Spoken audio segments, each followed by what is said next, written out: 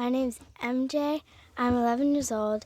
Today's date is April 19th, 2008. We're in Sacramento, California, and I'm with Sue, my friend, and mentor. And my name is Sue Pearson Atkinson. I'm 60 years old. Today's date is April 19th, 2008. We're in Sacramento, California. And I'm here with my friend MJ, who is also my mentee. Why did you want to become a mentor for a child in foster care? I read about this organization named Wonder Inc.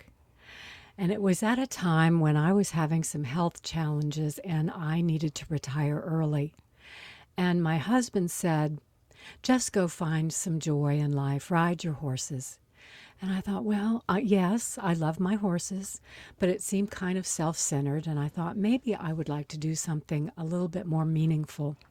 And when I read about Wonder and how they put adults together with children in foster care to help them be more confident, to feel cared for and loved, I thought this is something I really want to do. I've had a lot of children. I've raised 5. I think I have some experience, and I certainly had the desire to have a friend in my life, and all my kids were gone. So you were my new little girl. I was so excited when they paired us together. When did you guys first meet? Do you remember the day? You probably remember the day, MJ, better than I do. I tell you the thing I remember about it. Wonder had told us to stay in the home for several visits before I could take you out on adventures. And it was almost on the first one, maybe the second one, and we were doing some kind of art project, and you said, now when can we go out and start having fun? Do you remember that? Was that our first one? I think it was our third. So you were tired of staying in the house. You wanted out. Yeah. What did you think of Sue when you first met her, MJ? I don't know. She seemed nice. Yeah. I tell you, when Wonder told me, or they were interviewing me about what kind of child I was looking for, if I could put one word on the quality that I most wanted in what they called the explorer or mentee, I said enthusiasm. And I cannot think of a person with more enthusiasm than you have for just life and friends. So they made a really good match. What has been the best time in our journey? Oh my, there have been so many because we're going into our 4th year together. We have had so many adventures. I'd have to say that teaching you how to ride horses has been so much fun on my ranch with your pony, Cece. But also skipping rocks at the river. I never thought I could skip a rock until you showed me how. That was fun too. But I have to say that the best moment was what seemed like the worst moment. And there is a lesson in this story. You and your sister and your brother had been moved around 3 times in a year and a half when I first met you. And I knew how very difficult these moves are for you. Even if you wanted to move, it still was a big, big challenge. And when you didn't want to move from a family, it was devastating when you got taken out. It was very hard on me, but we stayed connected. We stayed connected even if I had to drive 4 hours round trip, which I did and took the pony to you so that you could go to a horse show, or 6 hours from you. We stayed connected the whole time. And then suddenly I get a call from Wonder saying, well, the children are going to be moved again. I was so angry. I was just overwhelmed with frustration and anger because I thought, why? can a system meant to protect you bring so much chaos into your life with all these moves? I was really mad. And I was going away on a spiritual retreat during the time you were being moved. And I kept thinking while I was there that I was being called to lose that anger. I was being called to be patient. And I prayed and I said, okay, God, I'm turning it over to you. And I got rid of the anger. I got rid of the anxiety, and I just waited. And about 3 days later, it had been a week since we had been in touch. About 3 days after the retreat, I get a call from Wonder. And the man said, well, the children have been moved. Guess where they are? And I thought, there is nothing fun or funny about this. How can you be happy? So I just spit out my tiny little town. Just because I was so annoyed, I thought that's the most unlikely place for MJ to be. So I just spit it out. And he said, yes, that's where MJ is. And I said, don't you be kidding with me? Because I still didn't believe it. And he said, no, Sue, it's true. Not only that, MJ is right down the road from you. Oh my gosh. I started to cry like I'm going to do now, remembering this. Because to me, it was like God winking at me and saying, see what happens when you give it up to me. I was so overwhelmed with joy to have you so close to me. That was the best, and it seemed like it was going to be the worst. What's it like for you, MJ, to live so close to Sue? I don't really know, but I can just like call her up and say, can we go horseback riding or something? It's easier, isn't it? Or what do you want to happen now?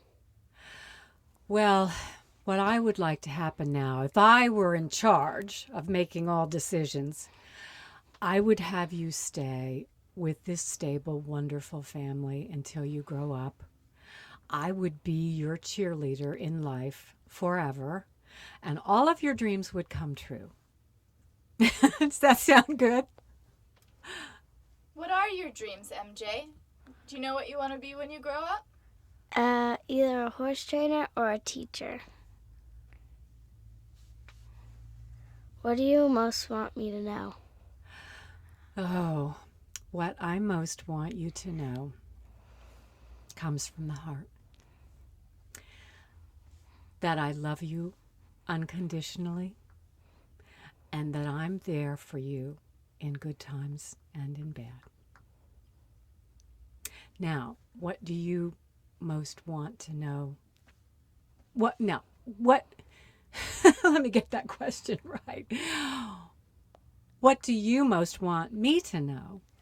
That you'll always be with me. And I'm privileged to call you friend. Thank you.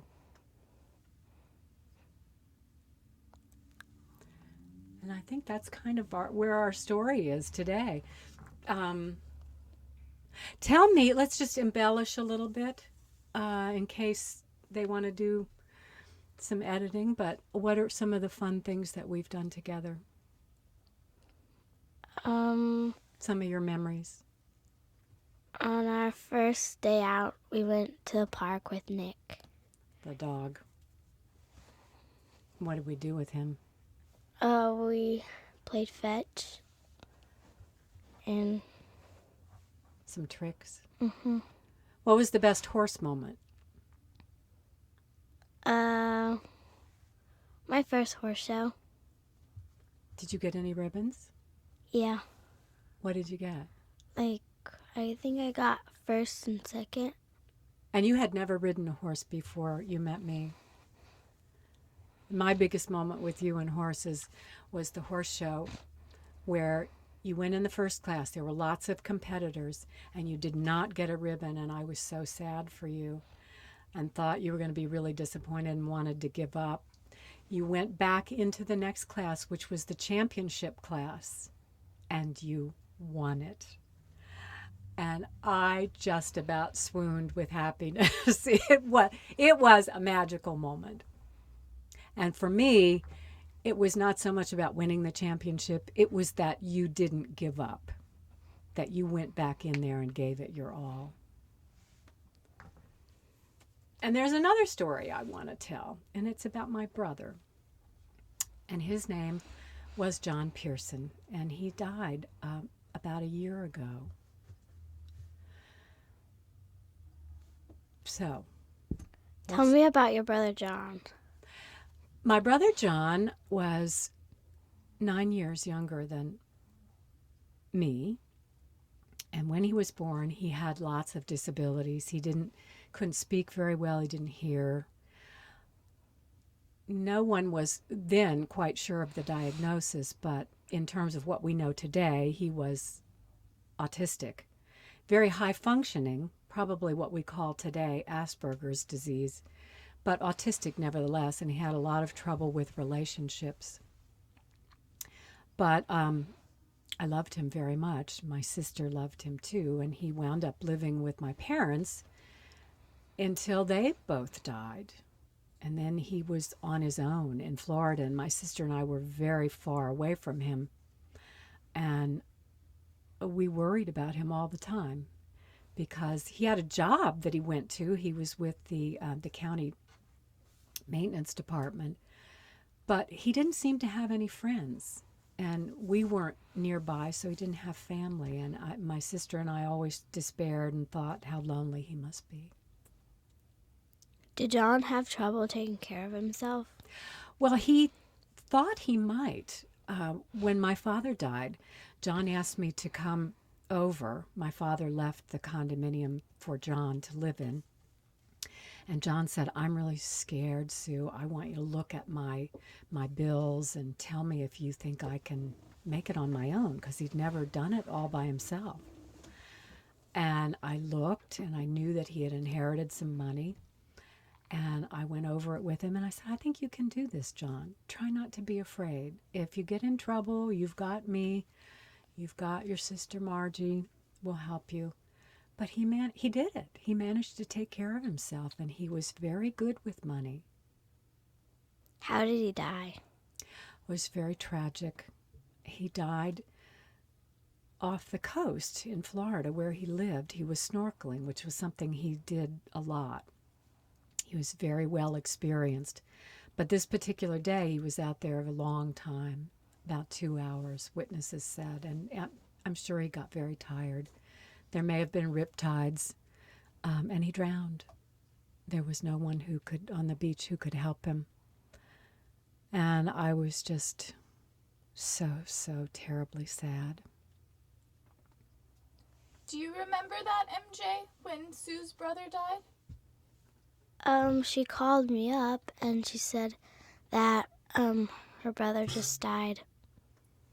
Yeah, and what was it like seeing her sad? Well, I just felt sad because for something that's brother had died, it was like really sad to me because I never really met him, but she's told me wonderful things about him, and I was looking forward to meeting him, but then he died. Yeah, I would have liked for you to have met him too. He was very special. He was what they called a savant, which is a word for someone who seems to not know a lot in some areas, but who is brilliant in other areas. And he knew everything there ever was about military history and collected millions and millions of military figures. That was part of the autism. He just was obsessed with collecting things. And he had that brilliant side of him, but then he had that really awkward and difficult side of him that scared him sometimes. What did he collect? Well, he collected the military figures, but he also collected hats. He had this beautiful collection of English bowler hats with feathers. He collected polo shirts. He probably had 200 polo shirts, all neatly laundered and folded in his closet of every color you can imagine.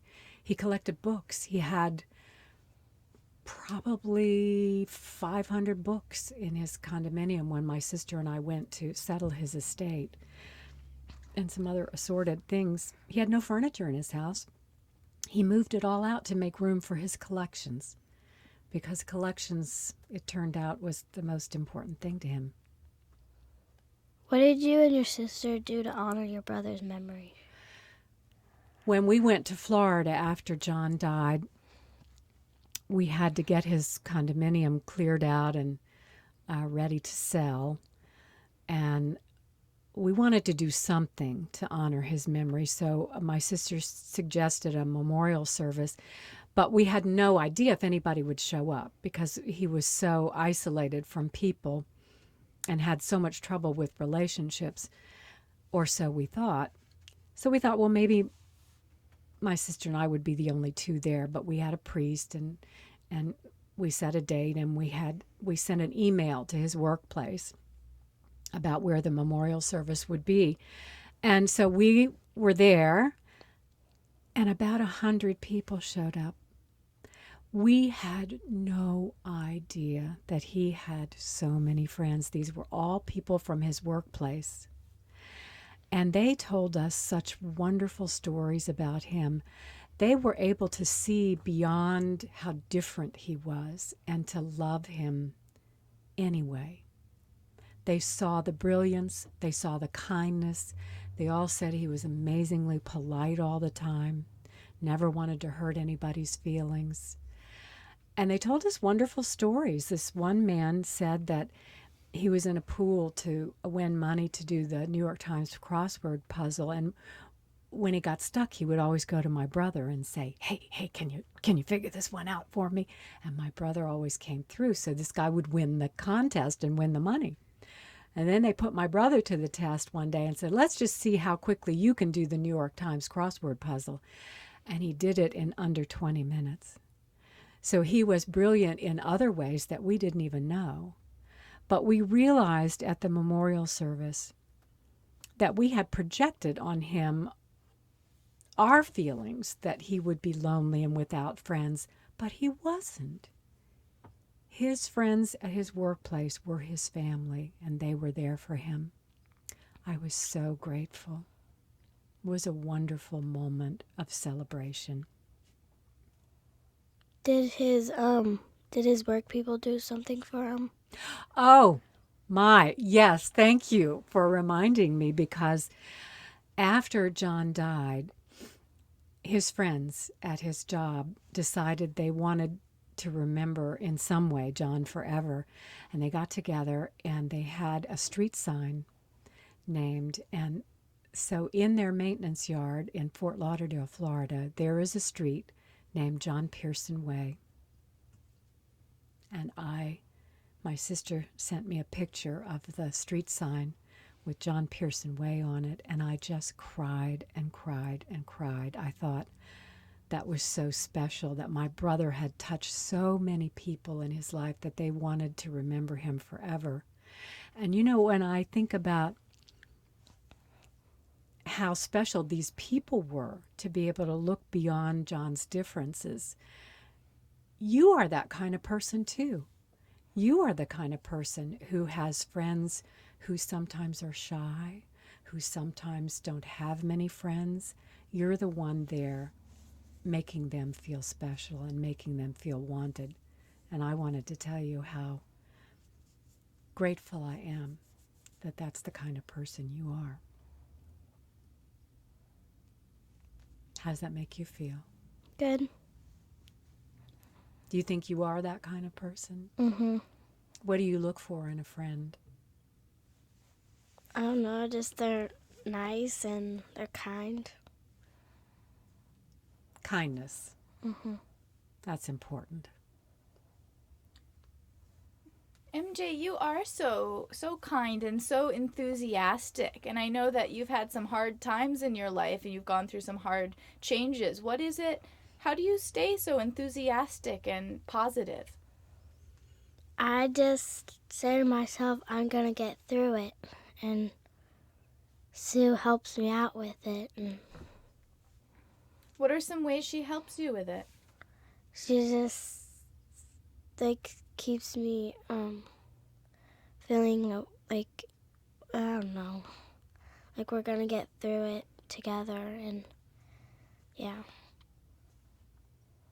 Good times and bad. We're there for each other, right? And we've had our share, both of us. That's what good friends are for. Well, now if I have time, I want to transition to the Nancy Hart militia story, because I found out that my great-grandmother was part of an all-women's militia during the Civil War in LaGrange, Georgia. That was a long, long time ago.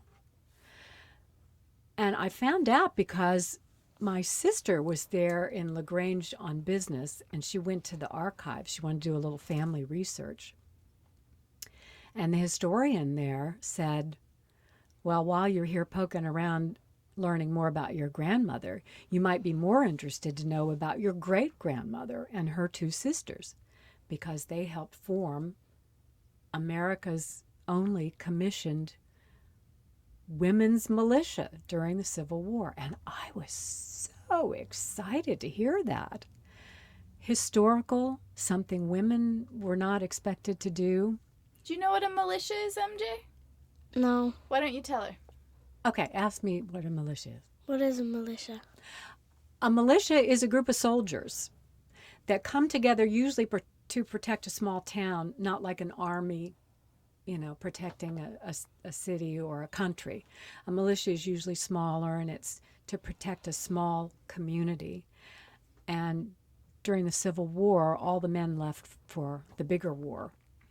And the women, who were very privileged and pampered, these were not women who were used to hardship at all, but they looked around and said, the men are gone.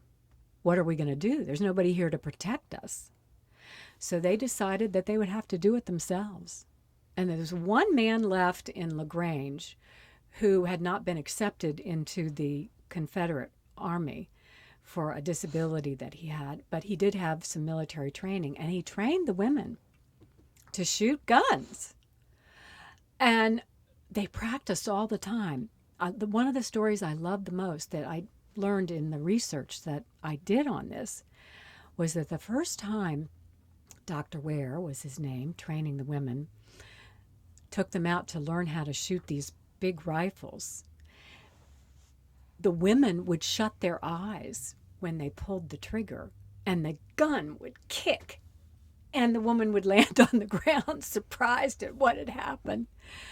But they learned some of them during the course of 4 years of training during the war, to be steady, and some of them even were sharpshooters.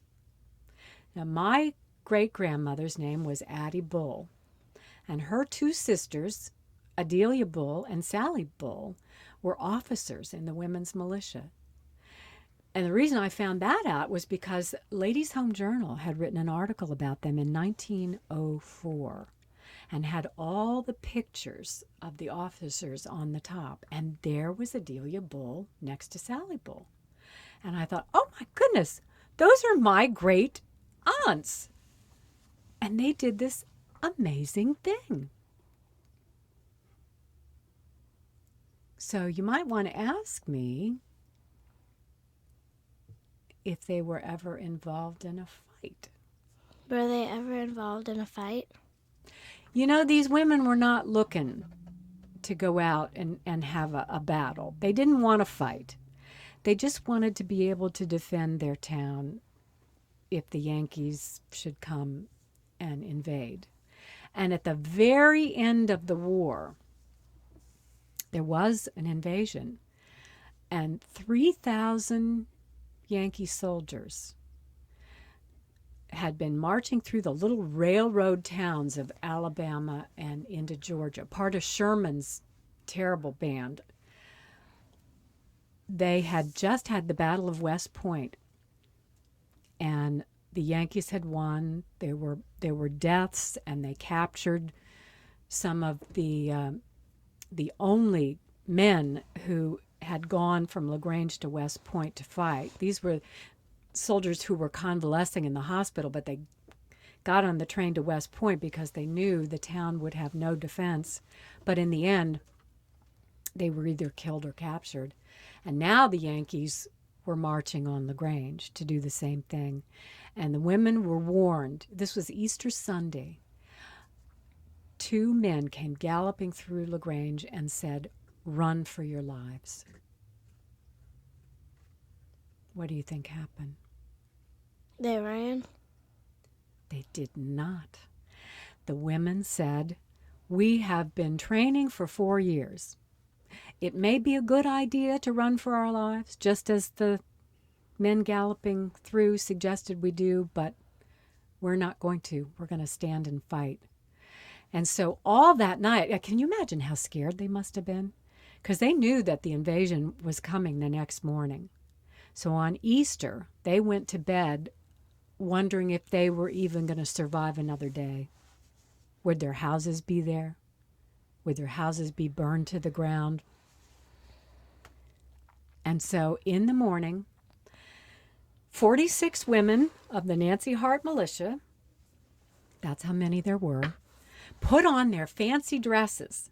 Sometimes they put on 3 and 4, if you can picture this, because they didn't know whether they would have a home to come back to. And they wanted to have some pretty dresses still. So here they are in about 4 different dresses, looking very large, walking down the middle of the street with their rifles headed towards the edge of town. And they got to the end of the street and they knelt down in their firing positions. And the Yankees came up over the hill.